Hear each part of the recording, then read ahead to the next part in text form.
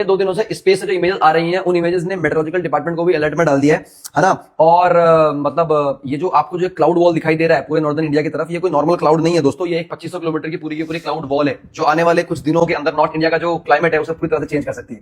आइए समझते हैं हुआ क्या। ये जो इमेज आपको दिखाई गई है ये इंफ्रारेड टेक्नोलॉजी से ली गई है और ये इमेजेस हमें मिली है इंडिया की एक सैटेलाइट है उसे बोलते हैं इनसेट 3DS सैटेलाइट, उसके थ्रू हमको मिली है।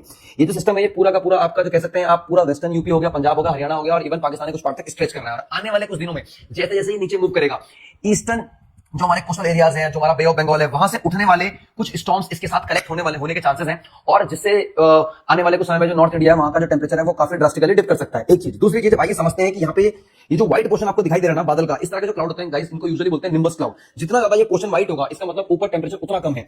एज इफ नाउ ऐसा ये क्लेम किया जा रहा है कि जो निम्बस क्लाउड अभी फॉर्म हुआ है जो 2500 किलोमीटर का है, इसका जो टेंपरेचर है वो -70 से -90 डिग्री तक जा सकता है। अब कंसर्न क्या है आइए समझते हैं।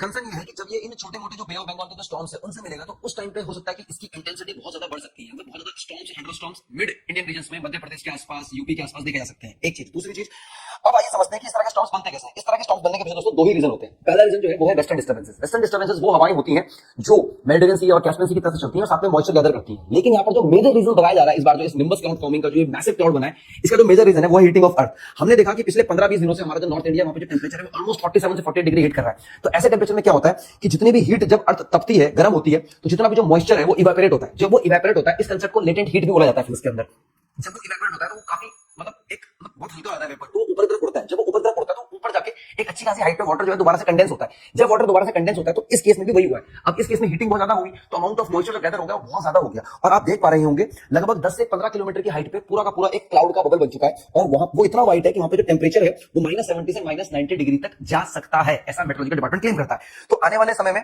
देखा जा सकता है कि जो नॉर्थ एरिया है ये नॉर्थ का एरिया है यहाँ पर जो टेंपरेचर है वो डिप तो होने वाला, थोड़े लोगों को गर्मी से राहत मिलने वाली, लेकिन मैं थोड़ा सा अलर्ट रहे, अपने जो कपड़े वो संभाल ले ऊपर, ठीक है। तो तूफान जो है वो अपनी पीक पर पहुंच सकता है क्योंकि अगर ये बे ऑफ बंगाल के स्टॉर्म से मर्ज हो गया तो तब चीजें थोड़ी सी और चिंताजनक हो सकती हैं। और